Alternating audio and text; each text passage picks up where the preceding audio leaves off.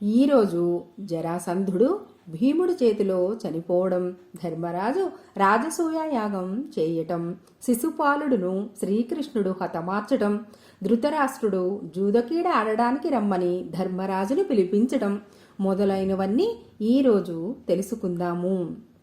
జరాసంధుడి వద్దకు కృష్ణార్జునులు భీముడు మారు వేషంలో వెళ్ళినప్పుడు, మీరు ఎవరు? నేను ఎవరికి ఎలాంటి హాని తలపెట్టలేదు, అయినా మన మధ్య శత్రుత్వం ఎందుకు వచ్చింది అని మాట్లాడినప్పుడు శ్రీకృష్ణుడు ఇలా అంటాడు. నీవు ఎన్నో తప్పులు చేశావు. ఎంతో మంది రాజులను బంధించి పరమేశ్వరుడికి బలి ఇవ్వాలని అనుకుంటున్నావు. కానీ నీవే ఏ తప్పు చేయనట్లు నేనే తప్పు చేయలేదని మాట్లాడడం చాలా వింతగా ఉన్నది అని శ్రీకృష్ణుడు అంటాడు. తరువాత మళ్ళీ శ్రీకృష్ణుడు ఇలా అంటాడు. ఉత్తమ ధర్మనిష్టగల క్షత్రియ వీర రక్షణార్థం మేము నిన్ను సంహరించడానికే వచ్చాము. మాకు చతురంగ బల సంపద ఉన్నది. కాని నీ ఒక్కడి కోసం ఈ మగధలోని సామాన్యుల్ని హింసించడం, నీ సేనలను కారణం లేకుండా హతమార్చడం మా కోరిక కాదు. అందువలన మా ముగ్గురిలో ఎవ్వరితోనైనా ఒకరితో ద్వంద్వ యుద్ధానికి సిద్ధపడు, లేదా నీవు బంధించినటువంటి రాజులందరినీ విడిచిపెట్టు అని శ్రీకృష్ణుడు అనగానే జరాసంధుడు ఇలా అంటాడు. నేను వ్రతపాలన కోసమే వారిని బంధించాను. మీరు ఎంత బెదిరించినా వారిని విడిచిపెట్టేదే లేదు. మీ ఇద్దరి మధ్య ఉన్న ఆ మహాబలమైన వానితో మల్ల యుద్ధం చేయటం నాకు సంతోషంగా ఉంటుంది అని అంటాడు, భీముడి వైపు చూపిస్తూ. అప్పుడు భీముడు, జరాసంధుడు ఇద్దరు యుద్ధ సంప్రదాయం ప్రకారం పరస్పర అభివాదాలు చేసుకుని చేతులు కలుపుతారు. మత్తేభాలకున్నట్లు బలమైన భుజ దండాలు కలవారు వారు. బాహుపాస, చరణపాస, పూర్ణ కుంభ ప్రయోగాలతో సాగించే పోరు అక్కడ ఉన్న వారందరికీ చాలా ఉత్సాహాన్ని కలిగిస్తూ ఉంటుంది. ఒకరినొకరు ముష్టిఘాతాలతో వేధించుకుంటూ ఉంటే పిడుగులు పడుతూ ఉన్నట్లు, పర్వతాలు బద్దలు అవుతున్నట్లుగా ఉంటుంది. వారు సింహగర్జనలు చేస్తూ ఉంటే భూమండలాలే అదురుతూ ఉంటాయి. అక్కడ ఉండి అవన్నీ చూస్తున్న వారిలో గుండె ధైర్యం లేనటువంటి వారు మాత్రం వారి పిడికిటి ధ్వనులకి గజగజలాడి వెనక్కి వాలిపోతూ ఉంటారు. ప్రకర్షణ, ఆకర్షణ, వికర్షణ, అనుకర్షణాది భేదాలతో ఒకరినొకరు నిర్విరామంగా హింసించుకుంటూ ఉంటారు. కార్తీక శుద్ధ పాడ్యమి నాడు మొదలైన యుద్ధం త్రయోదశి వరకు సాగుతూనే ఉంటుంది. ఆ రోజు కొంత అలసిపోయి ఉన్న జరాసంధుడిని భీముడు రెండు చేతులతో ఆకాశానికి పైకెత్తి పట్టుకుంటాడు. ఆ క్షణంలోనే భీమసేన, శత్రువు అలసిపోయి ఉన్నాడు, ఎందుకంత శ్రమ పడతావు అంటూ కృష్ణుడు గడ్డి పరుకను రెండుగా చీల్చి క్రింద పడవేస్తాడు. అది గమనించిన భీముడు అది సంకేతంగా భావించి జరాసంధుడిని క్రిందకు పడవేస్తూనే వాని కాలును తన కాలుతో నొక్కిపట్టి రెండవ కాలును చీల్చుతాడు. అలా రెండు ముక్కలైన శరీరాన్ని అటూ ఇటూ పారవేస్తాడు. బాధతో జరాసంధుడు, సంతోషముగా భీముడు చేసిన సింహనాదాలకు గిరివ్రజం దద్దరిల్లుతుంది. గర్భవతులకు గర్భస్రావాలే అవుతాయి. జరాసంధుడిని వధించగానే అతని కుమారుడు సహదేవుడు వచ్చి శరణు వేడుతాడు. అప్పుడు వారు అభయం ఇచ్చి అక్కడ నుండి వెళ్ళిపోతారు. జరాసంధుడి వధతో పాండవుల కీర్తి వివిధ దేశాలకు వ్యాపిస్తుంది. తరువాత భీమార్జన నకల సహదేవులు 4 దిక్కులకు విజయయాత్రకు వెళ్ళి 4 దిక్కుల్లో ఉన్న రాజులందరినీ జయించి కానుకలు తెస్తారు. దిగ్విజయ యాత్ర పూర్తి కాగానే ధర్మరాజు యాగం చేయటానికి ఏర్పాట్లను మొదలుపెట్టి మిత్ర సామంత జనానికి ఆహ్వానాలను పంపుతాడు. మణిరత్నాలను కానుకగా తెచ్చిన కృష్ణునికి ఎదురు వెళ్ళి పూజించి ఒక మంచి ఆసనం మీద కూర్చోబెట్టి ధర్మరాజు ఇలా అంటాడు. వాసుదేవా, నీ అనుగ్రహం వల్లనే ఈ విజయాన్ని సాధించగలిగాము. ఈ సంపదలు అన్నీ దాన ధర్మాలకు ఉపయోగించాలని ఉన్నది. ఇక నువ్వు అనుమతి ఇస్తే యాగదీక్షను తీసుకుంటాను అని అంటాడు ధర్మరాజు. అప్పుడు చిరునవ్వుతో అంగీకారం తెలుపుతాడు శ్రీకృష్ణుడు. అప్పుడు ధర్మరాజు యాగానికి అవసరమైన వస్తు సామాగ్రిని సమకూర్చమనే బాధ్యతను సహదేవుడికి అప్పచెప్తాడు. వ్యాస మహర్షి వేద విధులతో కలిసి అక్కడకు వస్తాడు. ఆయనకే బ్రహ్మపీఠం ఇస్తారు. సునాముడు సామగానానికి నియమించబడతాడు. పైలుడు, ధౌమ్యులు వారు హోతలుగా, యాజ్ఞావల్క్యుడు అధర్వుడిగా, వీరి శిష్యులు సప్తహోతలుగా ఉంటారు.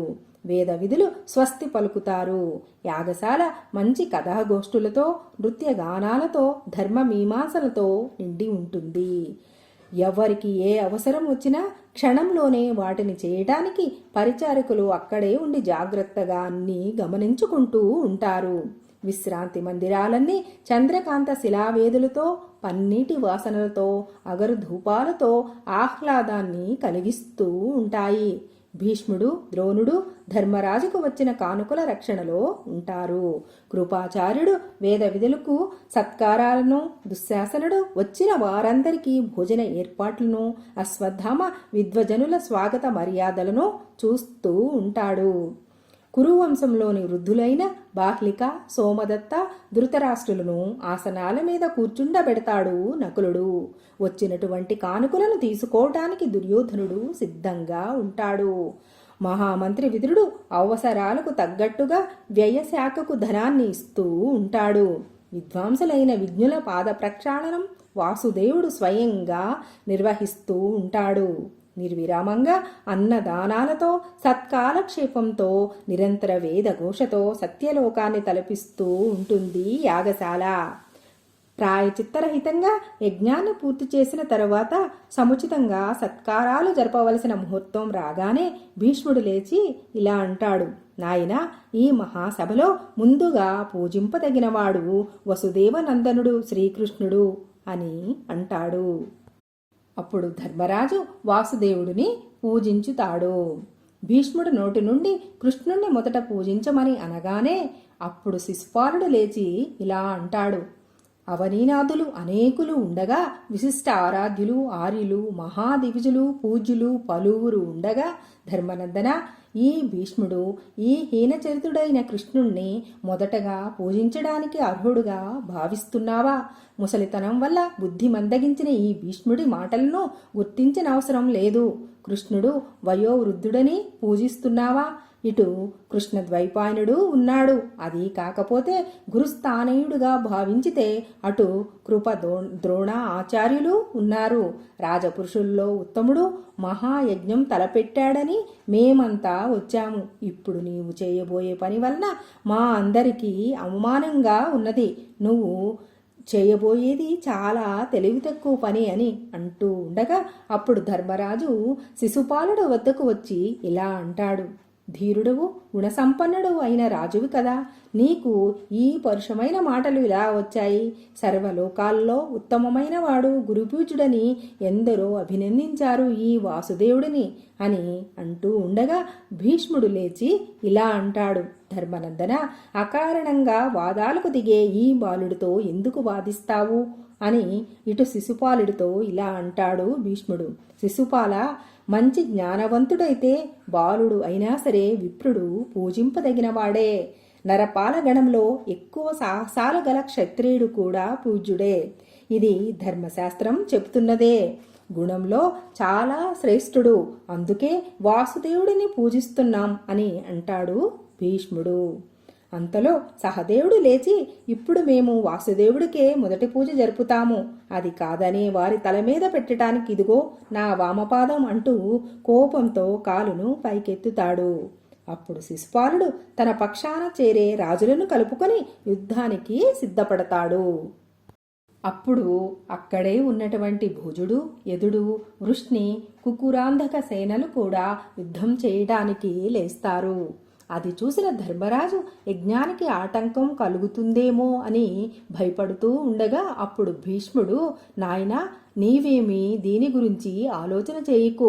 సింహ పరాక్రముడైన వాసుదేవుడే ఇదంతా చూసుకుంటాడు అని అంటూ ఉండగానే శిశుపాలుడు లేచి మరలా ఇలా అంటాడు: ఓ భీష్మ, నీ ముసలితనానికి తోడు నీకు మతి కూడా తప్పింది. గోవులను స్త్రీలను చంపకూడదని ధర్మవిధులు చెప్తున్నారు కదా. మరి ఈ కృష్ణుడు పూతనను ధేనుకాసురిని హతమార్చిన పాపి కదా. అలాంటి వాడికి పూజార్హత కట్టబెట్టమని చెప్పే నీవు కూడా అసత్య దూషితుడివే. సంతానం లేని వారి కంటే అధర్మపరుడు లేడు. అయినా నువ్వా ఇక్కడ పెద్దవు అని పరుషమైన మాటలు మాట్లాడుతూ ఉండగా వాసుదేవుడు ధనుజాంతక చక్రం విడుస్తాడు. అప్పుడు క్షణంలోనే శిశుపాలుడి తల తెగి నేల మీద పడుతుంది. తరువాత శిశుపాల పుత్రుల చేత దహన సంస్కారాలను చేయిస్తారు. ఇక తర్వాత యాగం కూడా పూర్తి అవుతుంది.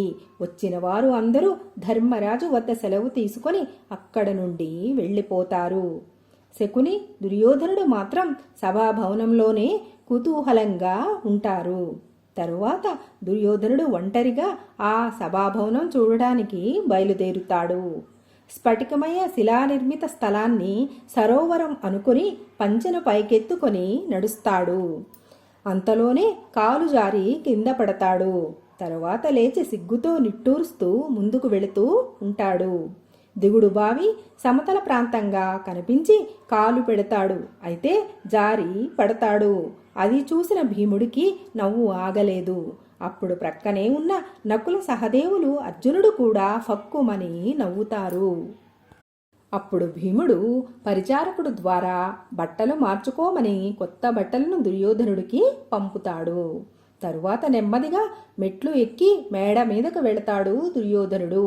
అక్కడ స్ఫటిక శిలా నిర్మితమైన ద్వారం మూసి ఉంటుంది. అది తెలియక తలుపులు తెరిచి ఉన్నాయని అనుకుని ముందుకు వెళతాడు. తల గడపకు ఉద్దుకుంటుంది. తలుపులు తెరిచి ఉన్న గడప వద్దకు వెళ్ళి మూసి ఉందని అనుకొని దానిని తీయబోయి ముందుకు పడతాడు. అది చూసిన పాండవులకు నవ్వు ఆగలేదు. అలా అవమానాలను భరించలేని దుర్యోధనుడు అక్కడ నుండి వెళ్ళిపోతాడు. తరువాత శకునితో కలిసి హస్తినాపురం వెళ్తాడు. ఏమిటి నాయనా, నీ ముఖం దీనంగా ఉన్నది, నీలో సంతోషం కనిపించడం లేదు ఎందుకు అని శకుని అంటాడు దుర్యోధనుడితో. అప్పుడు దుర్యోధనుడు, మామా, వారు సోదరులు నలుగురు దిగ్విజయ యాత్ర చేసి వచ్చి ధర్మరాజు చేత రాజసూయ యాగం చేయించి వివిధ దేశాల రాజులు ఇచ్చిన కానుకలు తీసుకున్నారు. దానికి తోడు వారి సభాభవనం నన్ను చాలా అవమానాలకు గురిచేసింది అని అంటాడు. అప్పుడు శకుని, నాయనా, దీనికే ఇంత బాధపడుతున్నావా? ధర్మరాజుకి జూదం అంటే మహా ఇష్టం. కాబట్టి ఇప్పుడు నీవు మన మహారాజుతో మాట్లాడి ఎలా అయినా వారిని జూదానికి కూర్చోబెడితే ఆ సంపదలన్నీ అవలీలగా నీ సొంతం చేస్తాను అని వెన్ను తడతాడు శకుని. అయితే మామ, మహారాజును ఒప్పించే బాధ్యత కూడా నీదే అని అంటాడు దుర్యోధనుడు. అప్పుడు శకుని ధృతరాష్ట్రుడి వద్దకు వెళ్ళి, మహారాజా, రోజు రోజుకి దుర్యోధనుడి ఆరోగ్యం క్షీణిస్తూ ఉన్నది, తేజస్సు కూడా తగ్గిపోతున్నది. దానికి కారణం ఏమిటో తెలుసుకోండి అని అంటాడు శకుని. అప్పుడు కొడుకుని పిలిపించి, నాయనా, ఏమిటి నీ బాధ అని అడుగుతాడు ధృతరాష్ట్రుడు. మహారాజా, పాండవుల కీర్తి రోజు రోజుకి పెరుగుతూ ఉన్నది. సామాన్య ప్రజలు పన్నులు కట్టినట్లుగా వివిధ దేశాల రాజులు వారికి మణిరత్న ధనరాశులతో పాటుగా గుర్రాలను ఏనుగులను అర్పించి వారి అనుగ్రహం కోసం వారి ముందు చేతులు కట్టుకొని నిలబడ్డారు. వారి సభాభవనం చతుర్దశ భవనాలకు తలమానికమని నారదుడే చెప్పి వెళ్ళాడు. ఇంతకంటే నా వంటి వానికి బాధ కలిగించేది ఏముంటుంది? ఆ యాగం జరిగినంత కాలం అక్కడ అన్నదానం జరిగినది. 1,00,000 మంది ప్రజలు తృప్తిగా భోజనం చేసిన క్షణంలో మ్రోగేటట్లు ఒక గంటను ఏర్పాటు చేశారు. ఆ గంట మ్రోతం ఆగలేదు, మ్రోగుతూనే ఉన్నది. అది ఆ విధంగా నిర్విరామంగా మ్రోగుతూ ఉంటే నా గుండె దిగులుతో నిండిపోయింది. అభిమానవంతుడికి పరుల పెంపు కంటే అవమానం లేదు కదా మహారాజా అని అంటూ ఉండగా అప్పుడు శకుని ఇలా అంటాడు, మీరు అనుమతి ఇస్తే వారి సంపదలన్నీ క్షణంలో మీకు ధారపోస్తాను. కాబట్టి ధర్మరాజును జూదానికి పిలవండి అని శకుని అంటాడు. అప్పుడు ధృతరాష్ట్రుడు వికలమైన మనసుతో విదురుడితో మాట్లాడి చెప్తానని అంటాడు. మహారాజా, మీరు నా కోరికను తీర్చలేకపోతే నేను ఆత్మహత్య చేసుకుంటాను అని అంటాడు దుర్యోధనుడు. అప్పుడు ధృతరాష్ట్రుడు, నాయనా, అంత పని చేయకు, వెంటనే మహాశిల్పులను రప్పించి సహస్ర స్తంభాలతో 100 ద్వారాలతో రత్నఖచిత కుడ్యాలతో సుందరమైన కళారూపాలు చిత్రింపజేసి మనోహరమైన సభాభవనం నిర్మాణం మొదలు పెడదాం. దాని ప్రవేశ సమయంలో ఈ జూదం విషయం నాకు గుర్తు చెయ్యి అని వారిద్దరినీ పంపి విదురుడిని పిలిపించి ధర్మరాజును జూదం ఆడటానికి రప్పించమని అంటాడు ధృతరాష్ట్రుడు. అప్పుడు విదురుడు జూదం ఆడడం వల్ల వచ్చే సమస్యల గురించి వివరిస్తాడు. కానీ ధృతరాష్ట్రుడు విదురుని మాటలు పట్టించుకోకుండా, మహామంత్రి, అన్నదమ్ముల మధ్య గొడవలు రాకుండా వాళ్ళంతా సంతోషంగా ఉండాలని నేను కోరుకుంటున్నాను. భీష్మద్రోణులు నువ్వు ఉండగా వారి మధ్య గొడవలు రానే రావు. ద్వేషానికి తావు లేకుండా ఏర్పాటు చేద్దాం. ఇక నువ్వు ఎదురు చెప్పవద్దు అని అంటాడు ధృతరాష్ట్రుడు. వారిని మన సభాభవనం పూర్తిగానే చూడడానికి రమ్మని కబురు పంపు అని అంటాడు. ఇక చేసేదేమి లేక విదురుడు భీష్ముడు భవనానికి వెళతాడు. తరువాత ధృతరాష్ట్రుడు దుర్యోధనుడిని పిలిపించి, నాయనా, విద్వాంసుడైన విదురుడు జూదం ఆడడం వల్ల వచ్చే సమస్యలు, ప్రమాదాలు గురించి చెప్పాడు. కనుక నీవు ఆ ఆలోచనను విరమించుకోవాలి అని ఎన్నో విధాల ధృతరాష్ట్రుడు మందలించినా పెడచెవిన పెడతాడు దుర్యోధనుడు. మహారాజా, అనుభవం లేని శాస్త్రజ్ఞాని ఈ విదురుడు. అటువంటి వానికి ఈ వ్యవహారాలు అర్థం కావు. జూదం ఆడడం అనేది రాజులకు వినోదమే, అంతేకాని దాని వలన ఎలాంటి యుద్ధాలు జరగలేదు. అందువలన మీరు పాండవులను పిలిపించండి. సభాభవన నిర్మాణం కూడా పూర్తి కావస్తున్నది అని అంటాడు దుర్యోధనుడు. తరువాత పాండవులను తీసుకురమ్మని ధృతరాష్ట్రుడు విదురుణ్ణి పంపుతాడు.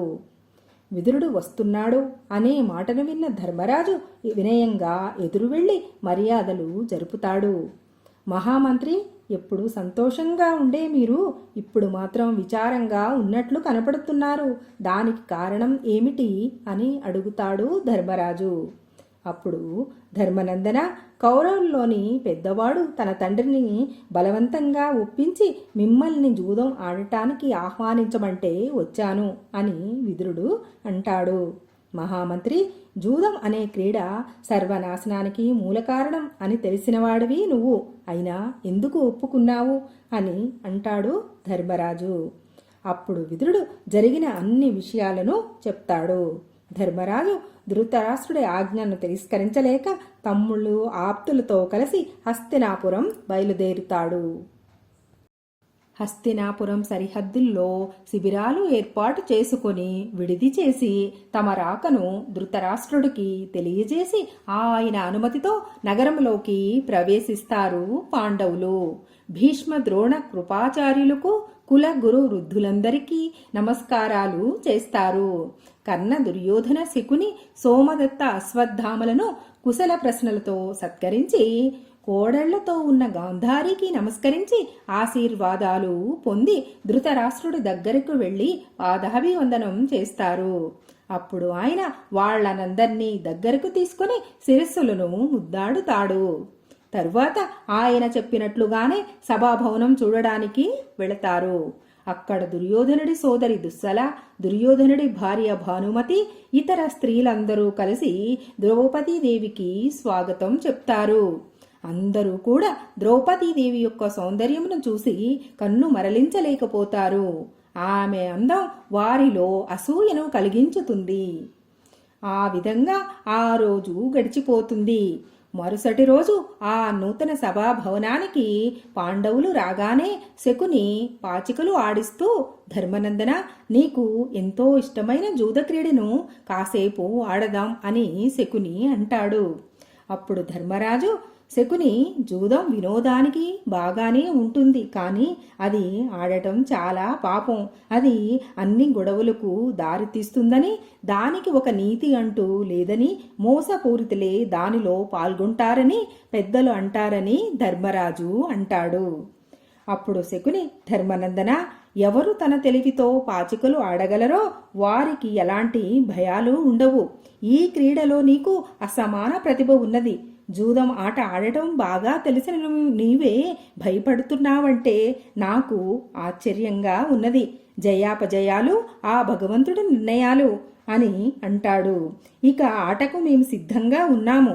అయితే విజయ రహస్యం తెలిసిన నీవు వెనకడుగు ఎందుకు వేస్తున్నావు అని అంటాడు శకుని. ఎలా అయినా ఆట జరగకుండా చూడాలని ధర్మరాజు విధాలా ప్రయత్నం చేస్తాడు. కాని శకుని కవ్వించి ఆటలోకి దింపుతాడు.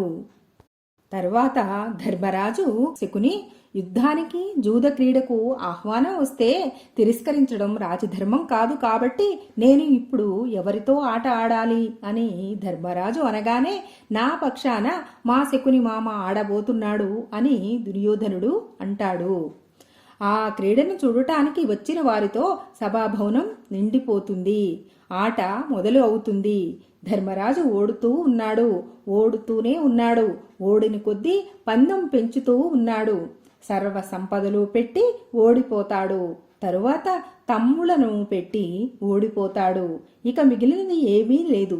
శకుని పాచికలు గలగలా ఆడిస్తూ నవ్వుతూ ఉంటాడు. విదురుడు మాత్రం పదే జూదాన్ని ఆపమని ధృతరాష్ట్రుడికి చెప్తూనే ఉన్నాడు. ధృతరాష్ట్రుడు మాత్రం విననట్లే ఊరుకున్నాడు. కాని విదురుడు ధృతరాష్ట్రుడిలో మార్పు రావాలని కొన్ని నీతి కథలు కూడా చెప్తాడు. మహారాజా, పూర్వం ఒక అడవిలో కొన్ని పక్షులు బంగారాన్ని తినేవి.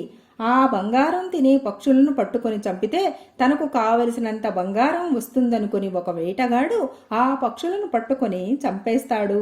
వాడికి లభించే ఫలితం ఎలాంటిదో ఇప్పుడు మీ కొడుకులు పాండవుల సిరి సంపదలను తీసుకుంటే పొందే ఫలితం కూడా అలానే ఉంటుంది అని విదురుడు చెప్పినా ధృతరాష్ట్రుడు వినలేదు.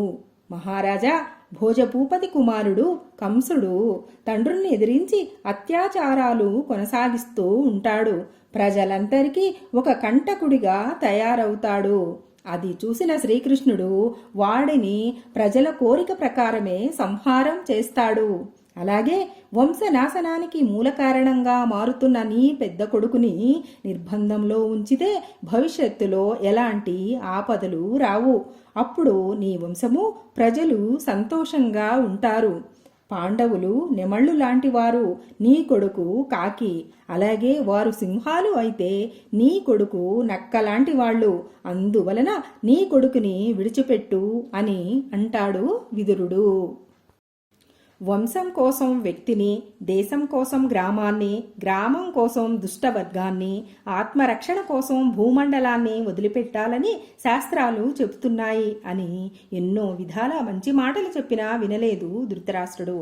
ఇక ఆయనకు చెప్పడం వలన ఎలాంటి లాభం ఉండదని దుర్యోధనుడితో ఇలా అంటాడు విదురుడు.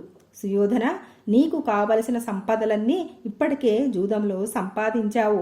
ఇంకా అలానే ఆట సాగించి చెడు పనులకు పూనుకోకు. మోసంతో జూదంలో గెలవాలనుకునే శకుని వారించి ఇంతటితో ఈ జూదాన్ని ఆపు. ధర్మవంతులైన పాండవులతో స్నేహంగా ఉండు.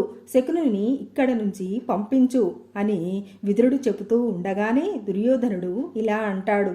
మొదటి నుండి నువ్వు మా శత్రువులను పొగుడుతూ మమ్మల్ని అవమానిస్తూనే ఉన్నావు. నీ పాండవ పక్షపాతానికి హద్దు లేకుండా ఉన్నది. నీవు ఎంత గొప్పవాడివైనా, మంచివాడివైనా, జ్ఞానవంతుడివి అయినా నీ సలహాలతో మాకు పని లేదు, మాకు అవసరమూ లేదు. ఎవరు ప్రోత్సహించినా ఎంతటి మూర్ఖుడు అయినా పర్వతాన్ని తలతో గుద్ది బద్దలు కొట్టడానికి ప్రయత్నం చేయుడు. పాముకి పాలు పోసి పెంచడు. చెడు బుద్ధి ఉన్న స్త్రీని ఎంత ప్రేమగా చూసినా, ఎన్ని ఆభరణాలు ఇచ్చినా అది ఒకడికి కట్టుబడి ఉండదు. అలా ఉన్నది ఇప్పుడు నీ ప్రవర్తన. స్వపక్షం వారిని అవమానపరుస్తూ శత్రువులను ఆకాశానికెత్తే మనస్తత్వం కల నీకు ఇక్కడ స్థానం లేదు. నీవు నీ ఇష్టం వచ్చిన దగ్గరికి వెళ్ళిపోవచ్చు అని అంటాడు దుర్యోధనుడు. అప్పుడు విదురుడు ఇలా అంటాడు. సుయోధన, మనసుకు సంతోషం కలిగించే మాటలు మాట్లాడేవారు చాలామంది ఉంటారు. చెడు పని చేసినప్పుడు అందులోని చెడుని చెప్పి సరిదిద్దుకోమని చెప్పేవారు దొరకటం చాలా కష్టం. వినటానికి కొంచెం బాధగా ఉన్న శ్రేయోదాయకమైన హితవును వినగలిగినటువంటి వాడే ఉత్తమ స్థానానికి వెళతాడు.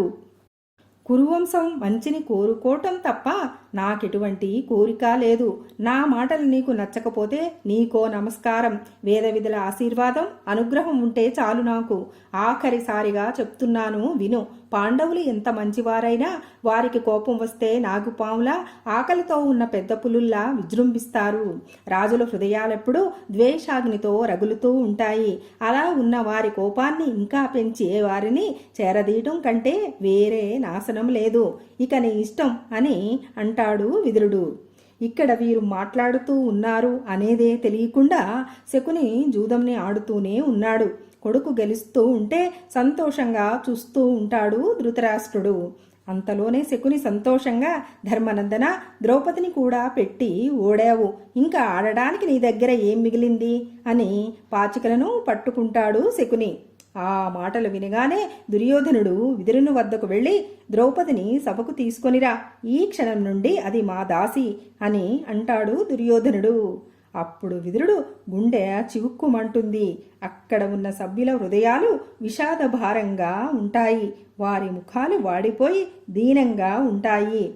భీష్మ, ద్రోణ, కృప, బాహ్లిక, సోమదత్త, భూరిశ్రవస, సంజయ, అశ్వత్థామ, యుయుచ్చు, వికర్ణ మొదలైన వారంతా చాలా బాధగా తలలు క్రిందకు వాల్చుతారు. అందరి కళ్ళల్లో నీళ్లు తిరుగుతూ ఉంటాయి.